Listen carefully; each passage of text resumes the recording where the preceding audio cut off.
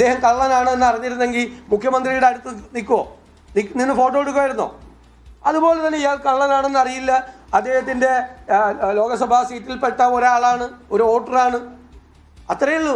അതിൻ്റെ അപ്പുറത്തേക്ക് ഒന്നുമില്ല. എന്നിട്ട് പുകമുറ ഉണ്ടാക്കി കുറേ സോഷ്യൽ മീഡിയയിൽ കൂടി പ്രചരണം നടത്തിയാൽ CPM പെട്ടിരിക്കുന്ന ഈ അബദ്ധത്തിൽ നിന്ന് രക്ഷപ്പെടാമെന്ന് കരുതണ്ട. സ്വർണം കട്ടത് ആരാണ് എന്ന് കേരളത്തിലെ ജനങ്ങൾക്ക് അറിയാം. അതിനാണ് 3 CPM നേതാക്കൾ ജയിലിൽ കിടക്കണം. അന്വേഷണം ഒന്നും കൂടി നീണ്ടുപോയാൽ ക്യൂവിൽ നിൽക്കുന്ന കുറേ പേര് കൂടി അകത്ത് വരും. അതും CPM നേതാക്കളായിരിക്കും, ഒരു സംശയം വേണം.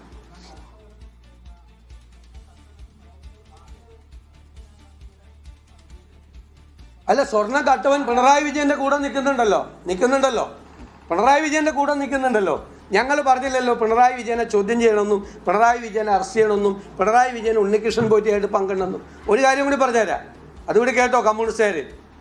മന്ത്രി റിയാസിനെതിരായിട്ട് ഒരു ആരോപണം വന്നു. പൊതുമരാമത്ത് മന്ത്രി ഏതോ ഒരു വ്ളോഗറെ കൊണ്ടുവന്ന് ഇവിടെ ടൂറിസം വകുപ്പ് പ്രചരണം നടത്തി. വ്ളോഗറെ കൊണ്ടുവന്നു, മനസ്സിലായോ?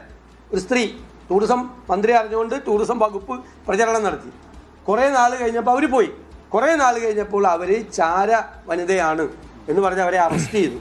അപ്പോൾ സോഷ്യൽ മീഡിയയിലും പൊതുസമൂഹത്തിലും ആളുകൾ ഭയങ്കരമായി പറഞ്ഞു റിയാസിന് പങ്കുണ്ട്, ചാര വനിതയായിട്ട് ബന്ധമുണ്ട്, മന്ത്രിക്ക് ബന്ധമുണ്ട്, ടൂറിസം വകുപ്പിൽ വന്നോളും. ഞാനാണ് പറഞ്ഞത്. കേരളത്തിൽ ഒരു പ്രതിപക്ഷ നേതാവും പറയാത്ത വർത്തമാനം.